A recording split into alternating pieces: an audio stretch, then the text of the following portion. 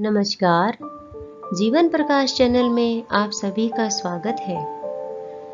आशा भगवती का व्रत अश्विन मास की कृष्ण पक्ष की अष्टमी से प्रारंभ होकर 8 दिन तक चलता है। यदि कोई आशा भगवती का व्रत करना चाहे तो वह श्राद्ध में अष्टमी से शुरू करे। आशा भगवती का व्रत श्राद्ध में अष्टमी से शुरू होकर 8 दिन तक चलता है। उस दिन गोबर से 8 कोई रसोई के पोते आशा भगवती की कहानी सुनकर 8 कोनों पर यह चीजें चढ़ा दें, जैसे दूध, 8 रुपये, 8 रोली के छींटे, 8 मेहंदी के छींटे, 8 काजल की टिक्की दें, एक सुहाली चढ़ाएं, एक दीपक जलाएं, एक फल, एक सुहाग पिटारी आखिरी दिन चढ़ाएं।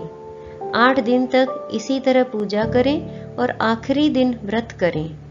व्रत करके 8 सुहाली का बयाना निकालें। 8 वर्ष तक इसी व्रत के साथ पूजा करें। 9वें वर्ष में इस व्रत का उद्यापन कर देना चाहिए। 8 दिन तक आशा भगवती की पूजा करने के पश्चात 9वें में उद्यापन करें। तब तक इसी प्रकार पूजा करें। 8 सुहाग पिटारी में सुहाग की सारी चीजें डाल दें।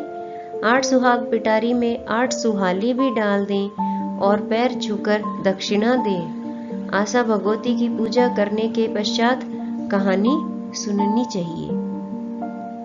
तो आइए अब हम आशा भगवती की कहानी सुनते हैं। प्राचीन समय में हिमाचल में एक राजा रहता था, जिसके यहाँ 2 पुत्रियां थीं। एक का नाम गौरा था और दूसरी का पार्वती। एक दिन राजा ने अपनी दोनों लड़कियों को बुलाकर पूछा कि तुम किसके भाग का खाती हो।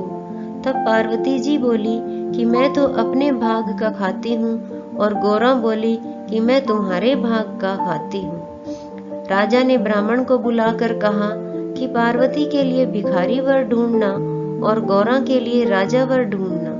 जब ब्राह्मण ने गौरा को सुंदर राजकुमार को दे दिया और पार्वती जी को बूढ़े भिखारी को दे दिया। भिखारी का रूप धारण करके शिव जी बैठे थे। राजा ने पार्वती जी की शादी के लिए कुछ भी तैयारियां नहीं की और गौरा के लिए बहुत सी विवाह की तैयारी की। जब गौरा की बारात आई तो बारात की बहुत खातिर की गई और बड़े ही धूमधाम से शादी संपन्न की। परंतु जब पार्वती जी की बारात आई तो कुछ भी नहीं दिया और कन्यादान कर दिया।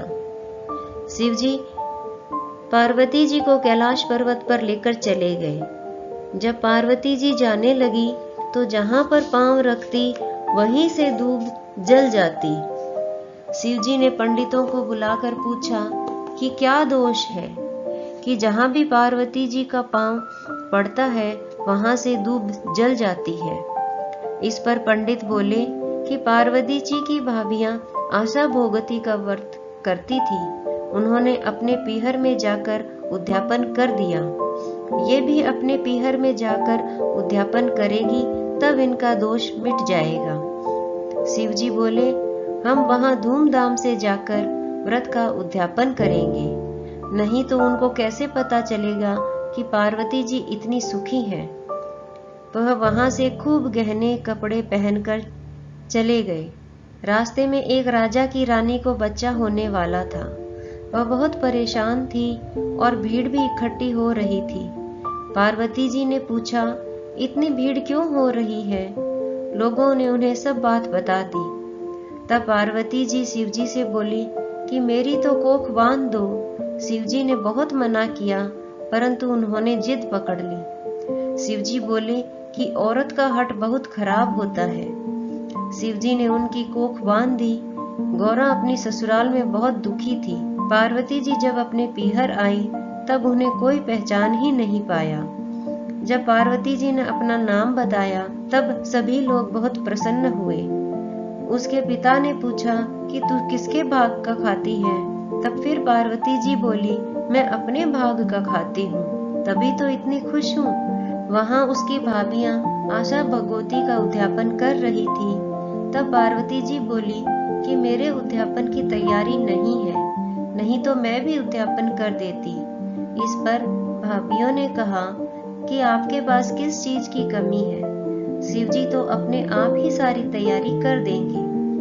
भाभियां दासी से बोली कि शिवजी कुएं के पास बैठे हैं, उनको कहे कि वे पार्वती जी के आशा भगवती के व्रत के उद्यापन की तैयारी कर दें। और फिर दासी ने शिवजी से ऐसा ही कहा। शिवजी ने दासी को अंगूठी दी और कहा कि इससे जो मांगोगे मिल जाएगा। दासी ने अंगूठी ले जाकर पार्वती जी को शिवजी का संदेश सुना दिया। पार्वती जी ने ठीक प्रकार से तैयारी कर ली। 8 सुहाग पिटारी मंगवाई, 8 तिल, 8 गहने, 8 पोली, 8 नथ, 8 सुहाली, चूड़ा, नाल, डाली, रोली, मेहंदी, सिंदूर, काजल, टीका देने के लिए अलग से तैयार कर ली। यह देखकर भाभियां बोली, हम तो 8 महीने से तैयारी कर रहे हैं, तब भी इतनी तैयारी नहीं हुई और इसने थोड़ी सी देर में ही ढेर सारी तैयारी कर ली। शिवजी ने पार्वती जी से कहा, अब घर चलो। तब ससुर ने शिवजी को जीवने के लिए बुलाया तो शिवजी खूब गहने पहनकर और छोटा सा रूप बनाकर बड़ी धूमधाम से जीवने गए। जब लोग बोले कि पार्वती जी को भिखारी ढूंढ कर दिया, परंतु पार्वती अपने भाग से खूब राज कर रही है। शिवजी जीवने लगे तो सारा खाना खत्म कर दिया। पार्वती जी जीवने लगी तो कुछ भी नहीं बचा था, सिर्फ एक सब्जी उबली हुई पड़ी थी। तो पार्वती जी वही साग खाकर ठंडा पानी पीकर वहां से चलने लगी। रास्ते में खूब गर्मी थी और वह एक पेड़ के नीचे बैठ गई। तब शिवजी ने पूछा कि तुम क्या खाकर आई हो? तब पार्वती जी बोली, जो तुमने खाया वही खाया।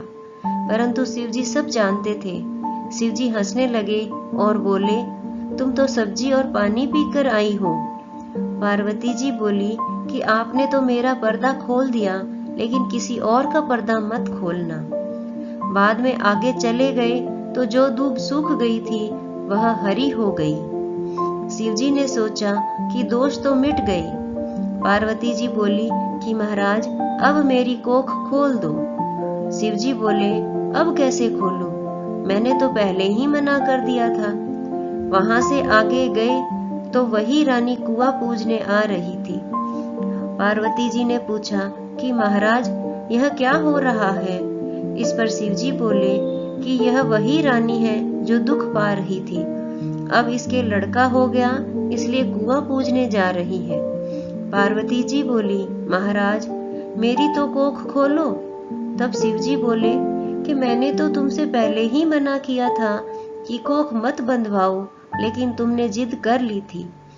तब जादू से सारी चीजें निकालकर गणेश जी बनाए। तो पार्वती जी ने बहुत सारे नेकचार किए, कुआं पूजन किया। पार्वती जी बोली, मैं तो सुहाग बांटूंगी। तो सारे देश में शोर मचा कि पार्वती जी सुहाग बांट रही है, जिसको लेना हो ले लो। साधारण मनुष्य तो दौड़कर सुहाग ले गए, परंतु ब्राह्मणी और वैश्य स्त्रियां सुहाग लेने देर से पहुंची। तब पार्वती जी बोली, सारा सुहाग बांट दिया। शिवजी बोले, इनको तो सुहाग देना पड़ेगा। पार्वती जी ने नाखूनों में से मेहंदी निकाली, मांग में से सिंदूर, बिंदी में से रोली, आंखों में से काजल और चिटुली अंगुली का छींटा दे दिया और उन्हें सुहाग मिल गया। वह सारी नगरी में जय जयकार हो उठी कि पार्वती जी ने सबको सुहाग दिया है। इस व्रत व उद्यापन को कुंवारी लड़कियां ही करती है। इसके बाद विधायक जी की कहानी सुनी जाती है। विधायक जी की कहानी का लिंक आपको डिस्क्रिप्शन में मिल जाएगा। धन्यवाद।